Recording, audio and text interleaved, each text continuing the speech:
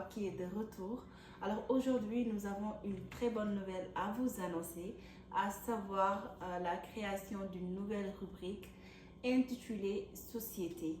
Alors le pourquoi de cette rubrique, nous allons en débattre avant même de commencer. Parce qu'on parlait de F1 Visa, de tout ce qui est relatif aux études aux USA, et récemment, après une longue discussion, on a décidé de vraiment d'étendre nos paramètres, d'étendre nos sujets et de créer cette rubrique. Sanga, qu'est-ce que vous pensez de cette nouvelle création? Merci Hawa, merci à tous nos abonnés. Nous sommes très ravis d'être sur ce plateau et vous très ravis également de recevoir leurs commentaires, leurs remarques, leurs questions qui nous permettent d'avancer. Pour la question d'aujourd'hui, nous avons décidé d'aller sur la rubrique société. Et en quelque sorte, comme vous l'avez déjà expliqué, nous avons donné des informations de long en large sur la procédure pour devenir un étudiant international. Nous avons également parlé de la vie des étudiants internationaux ici aux États-Unis. Mais maintenant, au-delà des études, après les études, que devient l'étudiant international? Je pense que c'est là où nous sommes en train d'aller actuellement. Effectivement. Ici, en tout cas, je suis ravi d'être là et je pense que ça promet. Nous avons beaucoup de choses aussi à dire. Effectivement. Issa? Je pense que Songa a pratiquement tout dit. Voilà, aujourd'hui, d'habitude, on traite les questions d'ordre scolaire. Aujourd'hui, on a décidé d'aller au-delà un peu de ça. Au-delà de ça, voilà, pour évoquer un peu genre les possibilités d'après les études, possibilités d'entrepreneuriat, possibilités d'entreprendre, entrepreneuriat, d'investissement après études. Et je pense que c'est un thème très capital. Effectivement. Alors, pour démarrer ce numéro, notre premier numéro de société, aujourd'hui, j'aimerais qu'on parle d'études et d'entrepreneuriat. Et pour entrer dans le vif du sujet plus tôt, j'aimerais les gars que vous me donnez vos impressions par rapport à la vie des étudiants après l'université ou après le collège. Qu'est-ce que vous en pensez? La vie étudiante après les études. Merci Hawa, merci pour cette question d'entrée de jeu. Comme vous l'avez dit, quand on passe par l'université, on finit ses études, on certainement rentre dans la vie professionnelle uniquement. Et par rapport à ça, nous avons peut-être certaines options qui s'offrent à nous. Et soit vous finissez vos études, vous cherchez une entreprise dans laquelle vous travaillez, ou soit ici, ou soit vous avez une entreprise au niveau de votre pays d'origine, vous retournez, vous travaillez dans l'entreprise. Ou soit également vous prenez votre initiative pour créer une entreprise, une entreprise par vous-même. Vous pouvez aussi la créer ici, mais vous pouvez aussi la créer ailleurs. Donc en tout cas, c'est les deux opportunités. Soit vous devenez employé, ou soit vous devenez un employeur en créant votre propre société. Merci beaucoup. Alors, on va retourner. Issa, que pensez-vous de ça? La vie étudiante après les études. Voilà, merci beaucoup de m'avoir donné la parole. Voilà. Je trouve que, comme je l'avais déjà mentionné, que la question d'après-études, genre de l'entrepreneuriat, d'investissement, c'est un thème très, très capital parce que nous venons tous de l'Afrique et puis nous connaissons tous les réalités de l'Afrique. Donc, l'Afrique, c'est un continent magnifique, pratiquement individuellement. Le Burkina Faso, le Togo, le Sénégal, la Côte d'Ivoire sont tous des pays magnifiques parce que la plupart de la jeunesse africaine souffre d'aujourd'hui d'une maladie que j'appelle la diplomite, c'est-à-dire une maladie causée par l'abondance des diplômes. C'est-à-dire on part à l'école et puis on trouve des diplômes, on gagne des diplômes et puis ça ne fait pas bouger les lits au fait. On ne fait que perpétuer un système qui est déjà mis en place. Donc, je me souviens bien, à notre terminale en 2014, on a fait une étude socio-anthropologique avec notre professeur d'histoire pour connaître les raisons réellement qui entravent le développement, genre les investissements, etc. Et puis, beaucoup de gens ont répondu en disant que c'est le président, l'ex-président Blaise Compaoré, il a fait 27 ans au pouvoir, il doit s'en aller. Bon, la vérité, c'est un miroir brisé. Chacun a un morceau, il prétend avoir toute la vérité. Donc, je me suis posé, est-ce que le problème n'est pas systémique? systémique au fait. Est-ce que ce n'est pas quelque chose qui est mal fait et qui pousse toute la jeunesse à ne pas apporter des solutions pertinentes? C'est là que je me suis rendu compte que notre système éducatif, il est encore tributaire de l'école coloniale. C'est-à-dire, voilà pourquoi des disciplines comme l'entrepreneuriat, l'investissement ont été expressément, je précise très bien, expressément retirés des manières scolaires. C'est-à-dire que quand on sort de l'école, on n'y a pas la culture de l'entrepreneuriat au pays.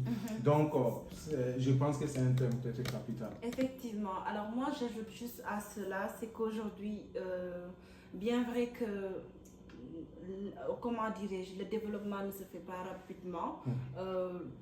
Les consciences ne sont pas vraiment conscientisés. En fait, les jeunes ne sont pas conscientisés à 100% par rapport à l'entrepreneuriat, mais il y a des travaux qui se font. Par exemple, dans plusieurs écoles aujourd'hui en Afrique, il y a des programmes tels que l'entrepreneuriat, le management, qui aujourd'hui forment les jeunes à penser entrepreneur, penser investissement.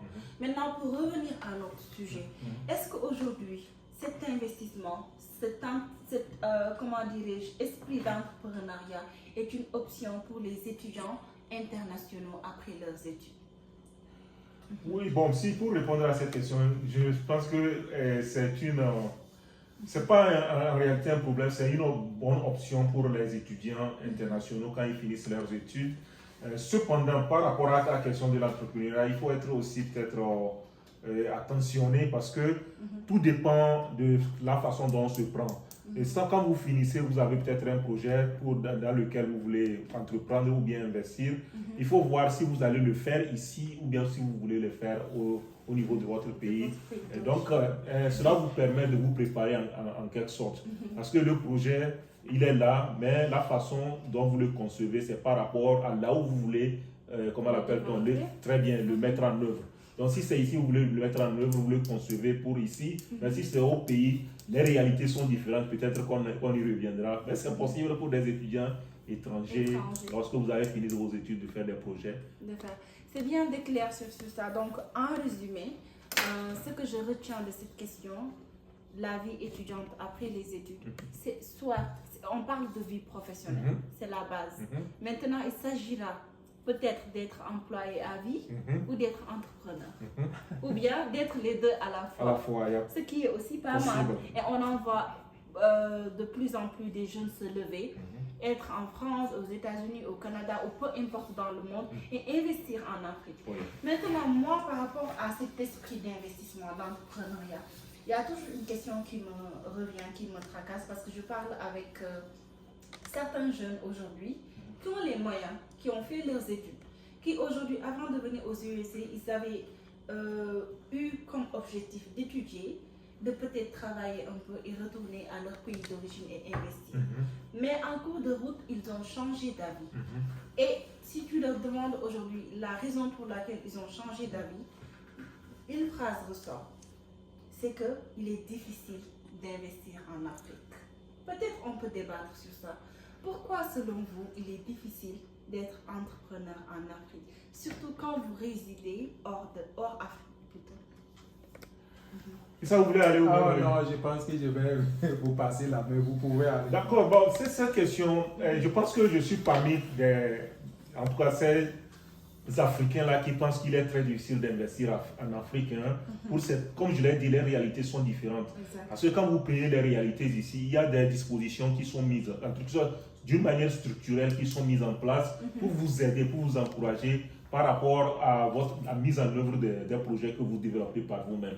Mais au niveau de l'Afrique, pour l'instant, nous n'avons pas encore ces mécanismes-là qui font que parfois il y a beaucoup d'obstacles. Et leurs obstacles sont connus de beaucoup de personnes.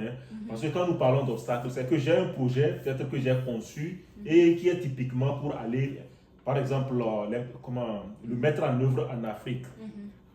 C'est tout comme, je veux retourner dans mon pays, peut-être créer mon entreprise. Mais en tout cas, la manière de parvenir à le faire en Afrique rencontre des obstacles. Les obstacles d'abord, quand vous arrivez, au niveau de la famille, c'est comme vous êtes revenu de l'extérieur et puis vous êtes venu investir chez vous. Et là, lorsque les gens vous viennent, c'est comme quelqu'un qui a réussi là-bas, il est revenu, il est riche, et tout le monde vous amène ses problèmes. Vous voyez, non? Et lorsque vous venez avec votre projet, les moyens, au lieu de que les moyens que vous avez amenés soient orientés vers la mise en œuvre de votre projet, vous allez être, en tout cas, nous avons la compassion en tant qu'Africains. Quand vous voyez les membres de famille venir vers vous, peut-être vous présenter leurs problèmes, leurs souffrances, vous, en tout cas, quand vous ne résistez pas à à leur compassion, donc vous allez peut-être mettre tous les moyens que vous avez apportés dans les problèmes, quoi. Ça, c'est un niveau. Et au niveau même de la structure, en tout cas étatique, il faut que l'État mette des structures qui permettent à quelqu'un de pouvoir créer son entreprise. Et les régulations aussi, parfois, ne sont pas si faciles. Il faut aller par ici, il faut aller par là, il faut donner l'argent par ici, il faut donner l'argent par là. Et puis la corruption. La corruption. Et ce que nous avons vu d'habitude, et puis parfois qui décourage, c'est que les gens ont leurs projets qu'ils ont développés ici. Arrivés sur les lieux, on ne leur a pas facilité la tâche. Soit ça rencontre des résistances par rapport à ceux qui sont là-bas et qui pensent que c'est eux d'abord qui doivent le faire plutôt que vous. Peut-être vous venez, pendant que vous cherchez en tout cas, vous cherchez à avoir le papier pour vous installer. On vous bloque et puis on copie votre projet, c'est-à-dire on vole votre projet, on donne à quelqu'un qui n'a même pas l'idée de votre projet et qui ne peut même pas le mettre en œuvre.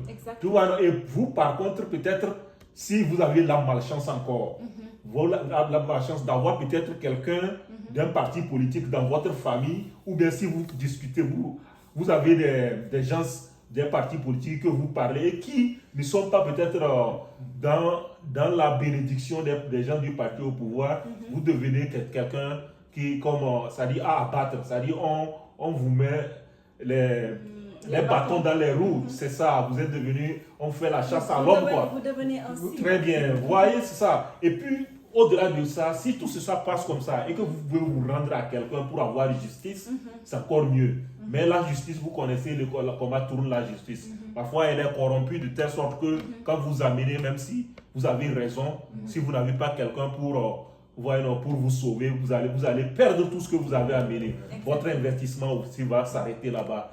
Et au-delà de ça, il y a quelque chose qui rend facile ici par rapport aux gens qui ont des projets. C'est le crédit.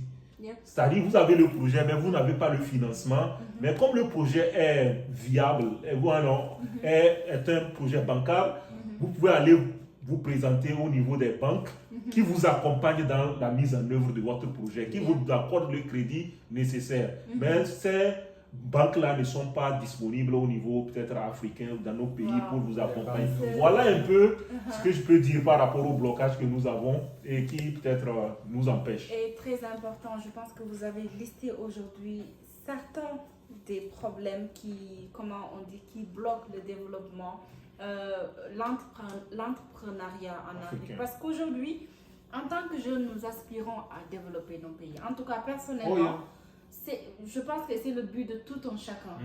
Maintenant, je ne vais pas, moi en tout cas personnellement, même si j'ai de l'argent, si j'ai l'ambition, je ne vais pas investir ou mettre mon pouvoir dans quelque chose où je sais que ça ne va pas réussir. C'est pas de sécurité. C'est pas sécurisé.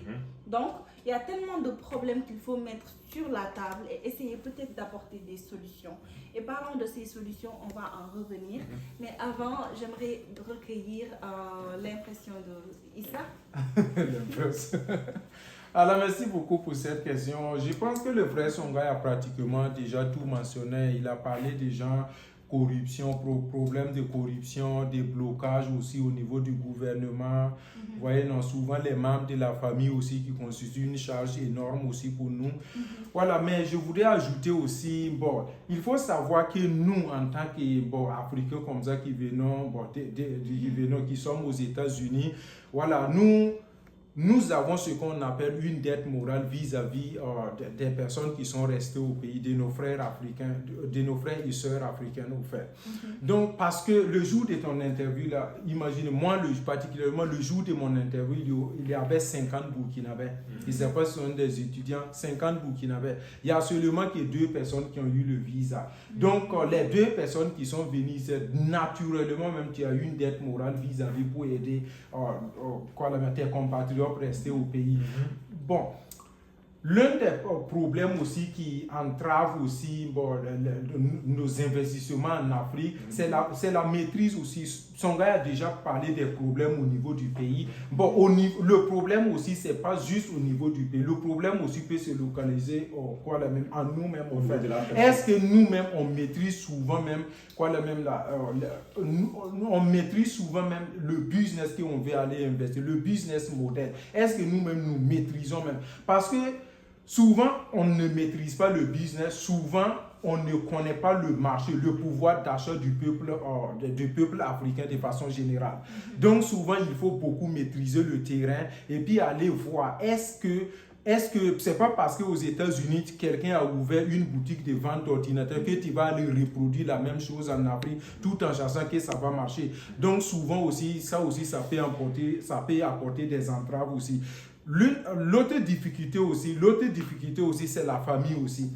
Parce que beaucoup d'entre nous, une fois qu'ils retournent au pays, ils veulent forcément travailler avec soit leurs membres de famille, soit aussi leurs proches. Vous voyez, non? Donc, j'encourage beaucoup de travailler avec des personnes qui sont compétentes, plus que vos membres de famille. Associez vos membres de famille dans vos projets aussi. Ça aussi, ça peut vous causer préjudice. Parce que associer votre membre de famille dans votre projet, souvent, ça devient quasiment impossible de prendre des décisions radicales quand c'est son père qui est en jeu ou bien c'est son frère qui est en jeu. À moins que la personne soit compétente. Oui, à moins qu'il soit compétent. Sinon, associer un membre de parce que c'est un peu difficile de prendre des décisions radicales quand c'est son père ou bien c'est sa soeur, c'est son frère qui est en danger. On ne peut pas mettre son frère en prison. Moi, j'ai déjà vécu un cas pareil.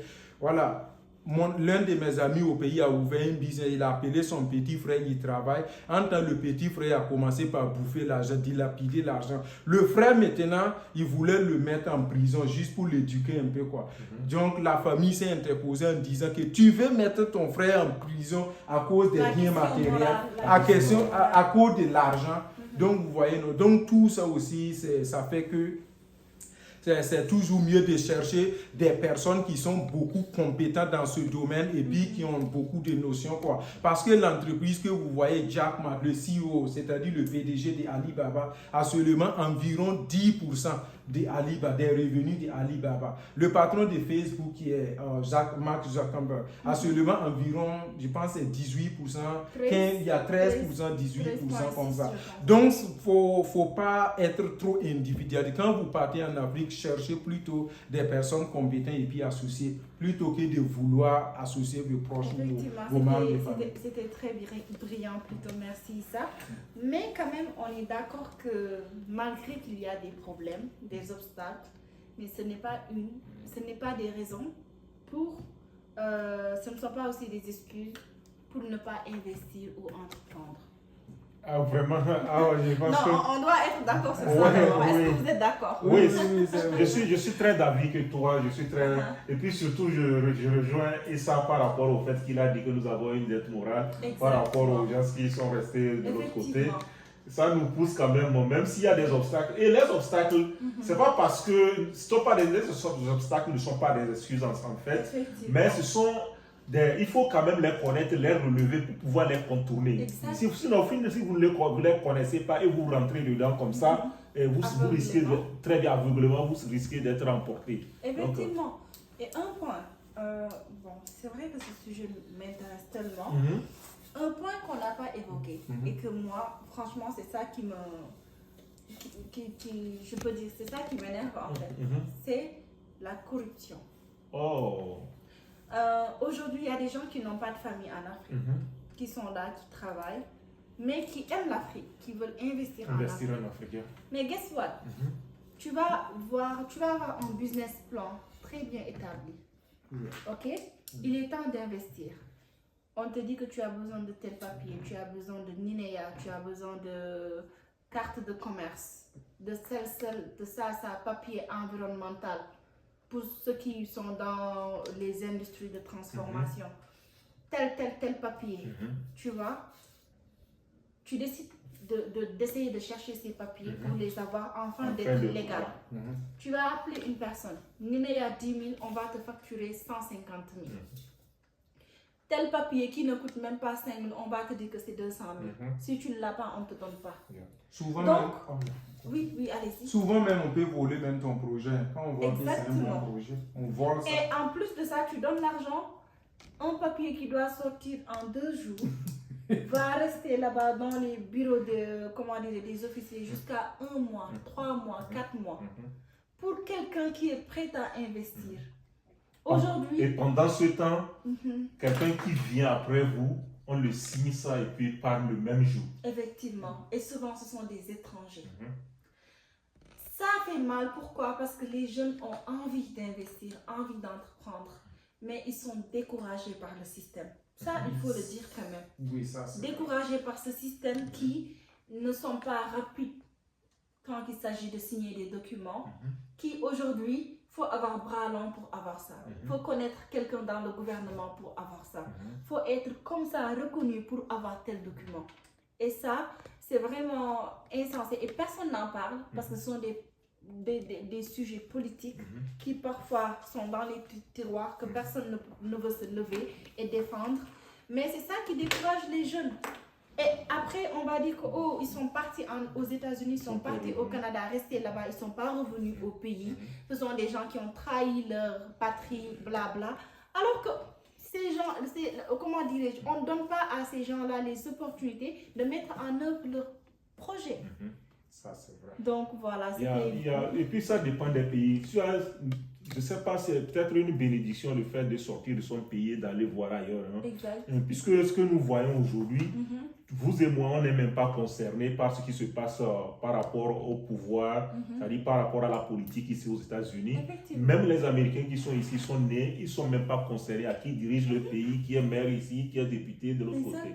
Donc nous tous, si on a un projet, si ce que nous cherchons, ça se trouve à la mairie, on va là-bas et puis ça passe quoi. C'est-à-dire tout le monde vous signe ça sans voir, vous venez de quel parti politique, vous venez. Mais il y a en Afrique des pesanteurs, c'est par rapport justement à la politique. Parce que comme nous le disons, si au-delà de ça, la justice était juste, non, si vous êtes, en tout cas, si on vole votre projet, comme vous l'avez dit, vous allez à la justice et vous avez le gain de cause, c'est que ça ne vous dérange pas. Parce que la personne qui a volé votre projet va payer. Comme ça se fait ici, le droit d'auteur. Tu vois, non? Mais si la justice, elle n'est pas juste, et vous allez avec votre projet, vous êtes allé pour investir, pour créer de l'emploi, mais vous vous retrouvez, c'est-à-dire vous vous retrouvez frustré parce que non seulement vous avez perdu vos investissements, mais gare à vous, on peut même vous jeter en prison parce que parfois on suppose que le fait que vous avez des moyens, vous allez peut-être convoiter le pouvoir de quelqu'un demain.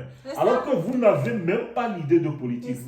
Donc, ce sont des choses aussi qui, parfois, quand vous voyez ça, vous voyez les risques, vous ne voulez même pas prendre les risques parce que vous savez que l'investissement et le risque, c'est vraiment, ils sont corollaires, mais il ne faut pas prendre n'importe quel risque, tu vois. Exactement. Alors, pour passer à notre dernier point, aujourd'hui, donc, quelles sont les solutions face à ce, je ne dis pas problème, fléau, mais quelles sont les solutions? Je vais laisser son gars partir. Je sais qu'il a beaucoup de solutions pour le moment. Non, en fait, en réalité, ce n'est pas une solution figée. Parce que même si ce que je dis ici, nous donnons seulement des idées. Que peut-être nos abonnés peut-être sont peut-être plus instruits, ils nous diront.